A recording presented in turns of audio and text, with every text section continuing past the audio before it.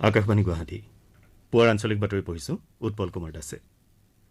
এতিয়া প্ৰধান বাতৰিসমূহ হ'ল 3 দিনত ৰাজ্যত 9,67,595 গৰাকী লোকক প্ৰতিষেধক প্ৰদান। কালিৰ দিনটোত নিৰ্ধাৰিত লক্ষ্য অতিক্ৰম কৰি 3,46,680 পালি প্ৰদান। ৰাজ্যত কোভিডত আক্ৰান্তৰ হাৰ 1.64% হ্ৰাস। সুস্থ হোৱা লোকৰ হাৰ 92.63% বৃদ্ধি। চলিত মাহৰ দৰমহাৰ পূৰ্বে চৰকাৰী কৰ্মচাৰীসকলে কোভিড প্ৰতিষেধক গ্ৰহণ কৰাটো নিশ্চিত কৰিবলৈ ৰাজ্য চৰকাৰৰ নিৰ্দেশ। হাইস্কুল শিক্ষান্ত পৰীক্ষাত নৱম শ্ৰেণীৰ নম্বৰৰ ওপৰত ভিত্তি কৰিয়েই মূল মূল্যাংকন হ'ব বুলি উচ্চস্তৰীয় সমিতিৰ সিদ্ধান্ত। আৰু ছাউদাম্পটনত ভাৰতক 8 উইকেটত পৰাজিত কৰি নিউজিলেণ্ড ICC টেষ্ট চেম্পিয়ন।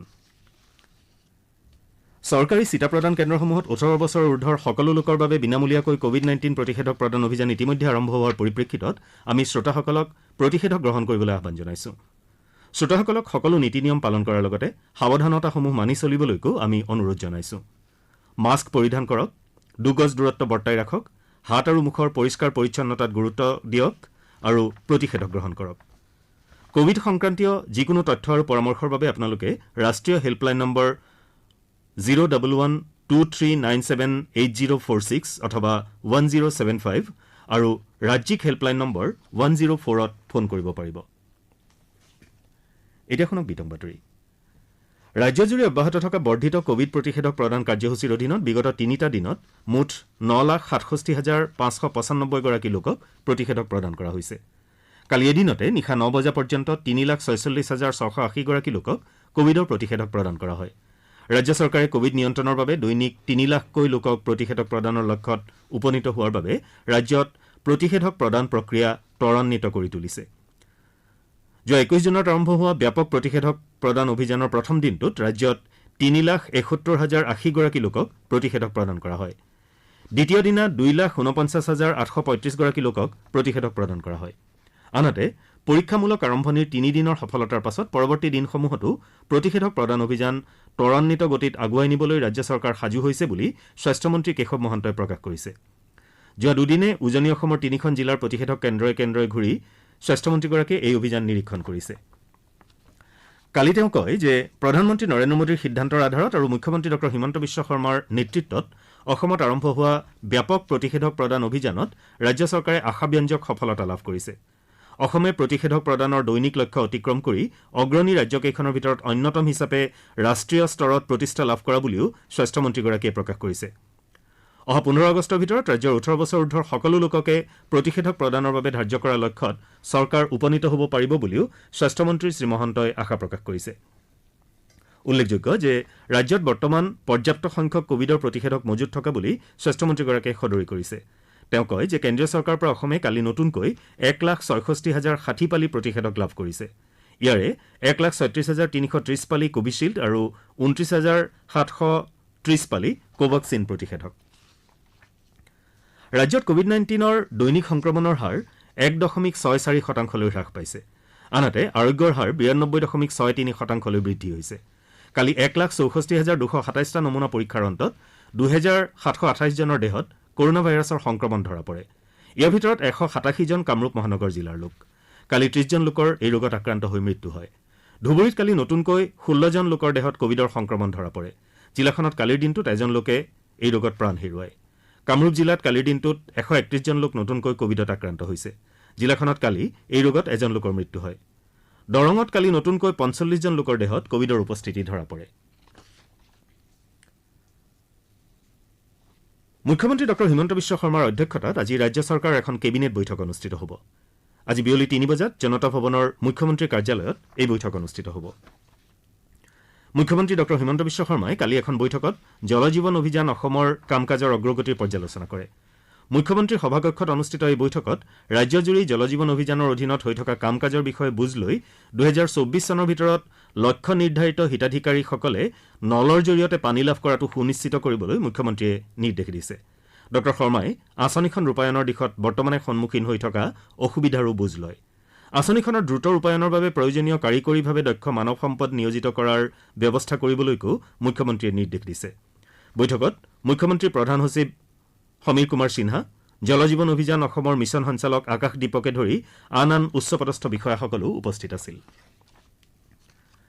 ৰাজ্য চৰকাৰে চলিত মাহৰ দৰমহা লাভৰ পূৰ্বেই চৰকাৰী কৰ্মচাৰীসকলে কোভিড প্ৰতিষেধক গ্ৰহণ কৰাটো বাধ্যতামূলক কৰিছে। অসম ৰাজ্যিক বিদ্যুৎ ব্যৱস্থাপনা প্ৰাধিকৰণৰ অধ্যক্ষ তথা ৰাজ্য চৰকাৰৰ মুখ্য সচিব জিষ্ণু বৰুৱাই কালি এই সন্দৰ্ভত নিৰ্দেশনা জাৰি কৰে। সেই অনুসৰি চলিত মাহৰ দৰমহা মুকলি কৰি দিয়াৰ পূৰ্বে সকলো চৰকাৰী কৰ্মচাৰীয়ে প্ৰতিষেধক গ্ৰহণ কৰাটো নিশ্চিত কৰাৰ বাবে প্ৰতিটো বিভাগৰ মুৰব্বীসকলক নিৰ্দেশ দিয়া হৈছে।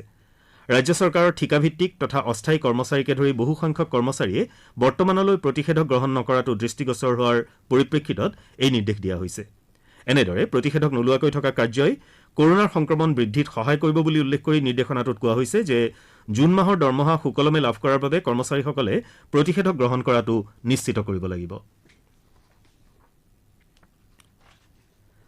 পাৰ্বত্য অঞ্চল উন্নয়ন মন্ত্ৰী তথা ডিমা হাছাওৰ অভিভাৱক মন্ত্ৰী যোগেন মোহনে আজি বিভিন্ন কোভিড প্ৰতিষেধক প্ৰদান কেন্দ্ৰ পৰিদৰ্শনৰ উদ্দেশ্যে কালি হাফলঙত উপস্থিত হৈছে। যোৱা 21 জুনত আৰম্ভ হোৱা বৃহৎ প্ৰতিষেধক প্ৰদান কাৰ্যসূচীৰ অংশৰূপে ডিমা হাছাও জিলাত বহুসংখ্যক লোকক প্ৰতিষেধক প্ৰদান কৰাত মন্ত্ৰীগৰাকীয়ে সন্তোষ প্ৰকাশ কৰে। অসম শক্তি বিতৰণ কোম্পানী লিমিটেড অৰ্থাৎ APDCL ইয়াৰ গ্ৰাহকসকলক অহা 15 জুলাইৰ ভিতৰত নিজৰ নিজৰ মোবাইল নম্বৰ পঞ্জীয়ন কৰাৰ লগতে নিৰ্দিষ্ট তথ্যসমূহ জনাবলৈ আহ্বান জনাইছে। অন্যথা বিদ্যুৎ সংযোগ সাময়িকভাৱে বিচ্ছিন্ন কৰা হ'ব বুলি প্ৰতিষ্ঠানটোৱে জানিবলৈ দিছে।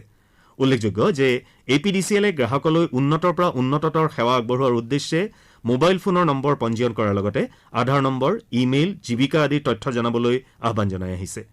মোবাইল নম্বৰ পঞ্জীয়নৰ জৰিয়তে গ্ৰাহকে বিলৰ সবিশেষ, বিল আদায় দিয়াৰ বিভিন্ন উপায়, শ্বাটডাউন আৰু লাইন পুনৰ চাৰ্জ কৰাৰ সময়, বিদ্যুৎ কৰ্তন বা যোগান ব্যাহত হ'লে তাৰ কাৰণ আৰু ম্যাদ আদিৰ বিষয়ে সবিশেষ জানিব পাৰিব। ইয়াৰ লগতে গ্ৰাহকৰ জীৱিকাৰ কথা উল্লেখ থাকিলে সেই ক্ষেত্ৰত আগবঢ়োৱা বিশেষ সুবিধাৰ বিষয়েও জনোৱা হ'ব। গ্ৰাহকসকলে এই তথ্যসমূহ APDCLৰ ৱেবছাইট www.apdcl.org-ত লগ ইন কৰি অনলাইনযোগে আপডেট কৰিব পাৰিব। আনহাতে অনলাইনযোগে এই কাম কৰিবলৈ অসুবিধা পোৱা গ্ৰাহকসকলক তথ্যসমূহ কাগজত লিখি নিজ নিজ বৈদ্যুতিক উপসংমণ্ডলৰ কাৰ্যালয়ত জমা দিবলৈ আহ্বান জনোৱা হৈছে। দুকুৰিৰো অধিক ব্যক্তিক অপহৰণ কৰি অতি নৃশংসভাৱে হত্যা কৰা কুখ্যাত গাড়ী চোৰ তথা অবৈধ অস্ত্ৰ ব্যৱসায়ী বুবু কোঁৱৰৰ কালি নিশা আৰক্ষীৰ সৈতে হোৱা সংঘৰ্ষত মৃত্যু হয়। শিৱসাগৰ আৰক্ষীৰ বিশেষ অভিযানত গেলেকী থানাৰ অন্তৰ্গত দেওপানী সীমান্ত আৰক্ষী চকীৰ সমীপত কুখ্যাত গাড়ী চোৰজনৰ আৰক্ষীৰ গুলীত মৃত্যু হোৱা বুলি আৰক্ষীয়ে প্ৰকাশ কৰিছে। উল্লেখযোগ্য যে অসম কপুৱা কৈলাশ গিনৰীয়া হত্যাকাণ্ডৰো বুবু কোঁৱৰ মূল অভিযুক্ত আছিল। আপোনালোকে আঞ্চলিক বাতৰি শুনিছে আকাশবাণীৰ গুৱাহাটী কেন্দ্ৰৰ পৰা। কোভিড সৃষ্ট পৰিস্থিতিৰ বাবে হাইস্কুল শিক্ষান্ত পৰীক্ষা বাতিল হোৱাৰ পাছত গঠন কৰা উচ্চস্তৰীয় সমিতিখনে নৱম শ্ৰেণীৰ নম্বৰৰ ওপৰত ভিত্তি কৰিয়েই মূল্যাংকন কৰাৰ সিদ্ধান্ত গ্ৰহণ কৰিছে।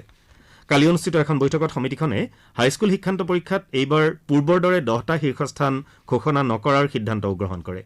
ফলাফলৰ ক্ষেত্ৰত নৱম শ্ৰেণীত অনুষ্ঠিত গোট পৰীক্ষা, সমূহীয়া পৰীক্ষা আৰু বছৰেকীয়া পৰীক্ষাত শিক্ষাৰ্থীসকলে লাভ কৰা নম্বৰ বিবেচনা কৰা হ'ব। এই ক্ষেত্ৰত 10ম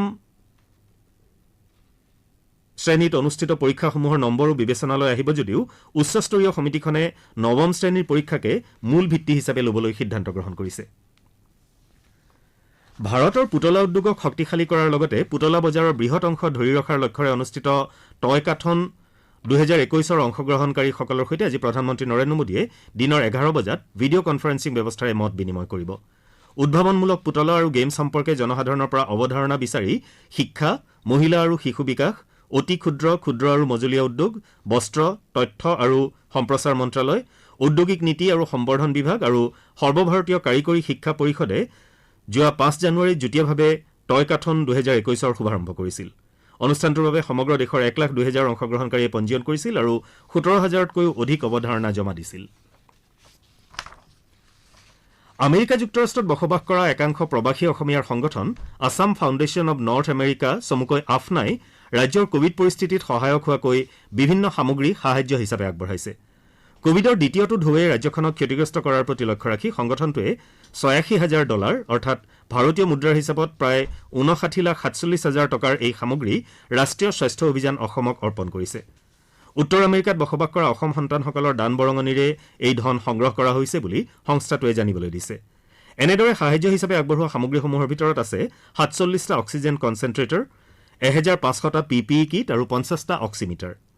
ইয়াৰ পূৰ্বেও লখিমপুৰ, ধেমাজি, ডিব্ৰুগড়, কাছাৰ, তেজপুৰ আদি ঠাইত অক্সিজেনৰ প্ৰয়োজন হোৱা কোভিড আক্ৰান্ত দৰিদ্ৰ লোকলৈ অক্সিজেন চিলিণ্ডাৰ আগবঢ়োৱা প্ৰৱাসী অসমীয়াৰ এই সংস্থাটোৱে এনেধৰণৰ পদক্ষেপ অব্যাহত ৰাখিব বুলিও লগতে প্ৰকাশ কৰিছে।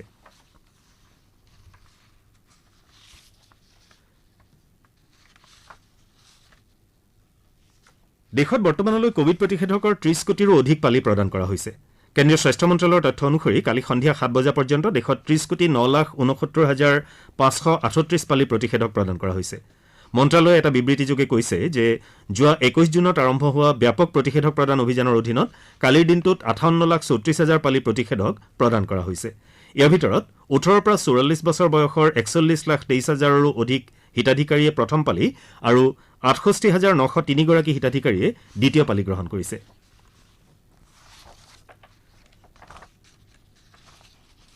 খেলৰ বাতৰিত সাউদাম্পটনত যোৱা নিশা নিউজিলেণ্ডে ভাৰতক 8 উইকেটত পৰাজিত কৰি প্ৰথমখন ICC বিশ্ব টেষ্ট চেম্পিয়নশ্বিপ জয় কৰে। 53 অভাৰত 139 ৰানৰ লক্ষ্যৰে খেলি নিউজিলেণ্ডে খেলখনৰ 7 অভাৰ বাকী থকা অৱস্থাতেই বিজয় সাব্যস্ত কৰে। নিউজিলেণ্ডৰ অধিনায়ক কেন উইলিয়ামছনে 52 ৰান আৰু ৰোজ টেইলৰে 47 ৰান কৰি অপৰাজিত হৈ থাকি দলটোৰ বিজয় নিশ্চিত কৰে।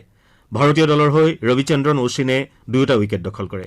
ইয়াৰ আগেয়ে ভাৰতে দ্বিতীয় ইনিংছত 170 ৰানত আটাইকেইটা উইকেট হেৰুৱায়। ভাৰতে প্ৰথম ইনিংছত 217 ৰান কৰাৰ বিপৰীতে নিউজিলেণ্ডে প্ৰথম ইনিংছত 249 ৰান সংগ্ৰহ কৰিছিল। ইপিনে বিশ্ব টেষ্ট চেম্পিয়নশ্বিপত ভাৰতৰ ৰবিচন্দ্ৰন অশ্বিনে আটাইতকৈ বেছি উইকেট দখল কৰে। এই বছৰ জুলাই-আগষ্ট মাহত হ'বলগীয়া গ্ৰীষ্মকালীন অলিম্পিক ক্ৰীড়া সমাৰোহৰ বাবে কালি ভাৰতৰ চৰকাৰী গীতটো মুকলি কৰা হয়। এই উপলক্ষে আয়োজিত অনুষ্ঠানত যুৱ পৰিক্ৰমা তথা ক্ৰীড়া দপ্তৰৰ মন্ত্ৰী কিৰেণ ৰিজিজু উপস্থিত থাকে। লক্ষ্য তেৰা সামনে হে শীৰ্ষক গীতটিৰ ৰচনা আৰু কণ্ঠ পাৰ্শ্বগায়ক মোহিত চৌহানৰ। নলবাৰী হৰিমন্দিৰৰ আজীৱন সদস্য তথা নলবাৰী টাউন MV স্কুলৰ অৱসৰপ্ৰাপ্ত প্ৰধান শিক্ষক যুগল বৰ্মনৰ কালি সন্ধিয়া নলবাৰীৰ বৰকুৰাৰ নিজা বাসভৱনত মৃত্যু হয়। কিছুদিন ধৰি শয্যাশায়ী হৈ থকা বৰ্মনৰ বয়স হৈছিল 82 বছৰ। এতিয়া আজি গুৱাহাটীৰ পৰা প্ৰকাশিত দৈনিক বাতৰি কাকতৰ প্ৰথম পৃষ্ঠাৰ বাতৰি সমূহ অৱলোকন আগবঢ়াইছে প্ৰণীতা দেৱীয়ে। ৰাজ্যত বছৰি গড়ে 4,30,764 গৰাকীকৈ জনসংখ্যা বৃদ্ধি হোৱা বুলি এটা বাতৰি আজি দৈনিক অসম কাকতে ৰাজ্যৰ জনসংখ্যা হ'বগৈ 3,55 লাখ। স্বাস্থ্য বিভাগৰ 2021-22 চনৰ আনুমানিক তথ্য 10 বছৰত জনবৃদ্ধি 43 লাখ শিৰোনামেৰে মুখ্য বাতৰি প্ৰকাশ কৰিছে। উত্তৰ পূৰ্বাঞ্চলৰ তৈলক্ষেত্ৰসমূহৰ উদ্ঘাটন উৎপাদনক সংহত ৰূপ দিয়াৰ বাবে অইল ইণ্ডিয়া লিমিটেডক দায়িত্ব অৰ্পণ কৰিবলৈ মুখ্যমন্ত্ৰী ডঃ হিমন্ত বিশ্ব শৰ্মাই প্ৰধানমন্ত্ৰীলৈ পত্ৰ প্ৰেৰণ কৰা বুলি এটা বাতৰি নিয়মীয়া বাৰ্তা কাকতখনে অসমৰ অৰ্থনীতি সবল কৰাৰ স্বপ্নমুখী পদক্ষেপ শিৰোনামেৰে মুখ্য বাতৰি প্ৰকাশ কৰিছে। হাইস্কুল শিক্ষান্ত পৰীক্ষাৰ ফলাফল সন্দৰ্ভত কালি উচ্চস্তৰীয় সমিতিৰ বৈঠক সম্পৰ্কীয় বাতৰি আজি গুৱাহাটীৰ পৰা প্ৰকাশিত কাকতসমূহে প্ৰথম পৃষ্ঠাত স্থান দিছে। বাতৰিটোক অসমীয়া খবৰ কাকতে মেট্ৰিক ওলোৱা নাই ৰিজাল্টৰ সূত্ৰ শিৰোনামেৰে আৰু দৈনিক অগ্ৰদূত কাকতে বিগত পৰীক্ষাত অনুতীৰ্ণৰ কি হ'ব শিৰোনামেৰে মুখ্য বাতৰি প্ৰকাশ কৰিছে। অসমীয়া প্ৰতিদিন কাকতে চলিত মাহৰ দৰমহাৰ পূৰ্বে ল'ব লাগিব ভেকচিন শিৰোনামেৰে চৰকাৰী কৰ্মচাৰীলৈ ৰাজ্য চৰকাৰে দিয়া নিৰ্দেশৰ বাতৰিটোক গুৰুত্ব সহকাৰে প্ৰথম পৃষ্ঠাত স্থান দিছে।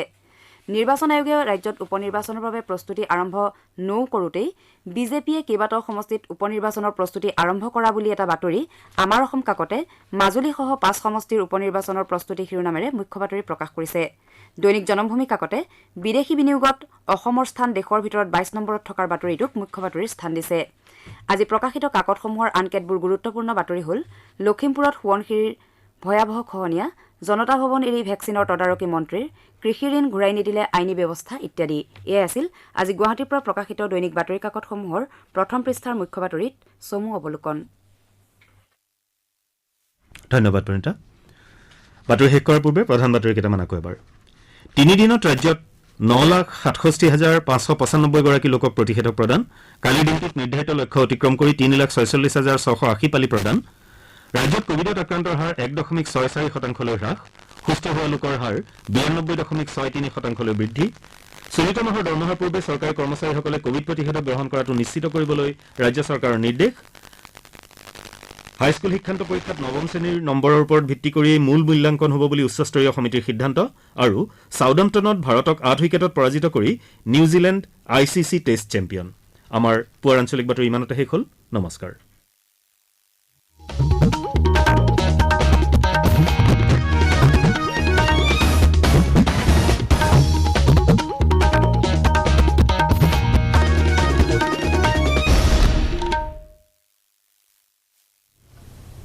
আকাশবাণী গুৱাহাটীৰ FM মহাবাহু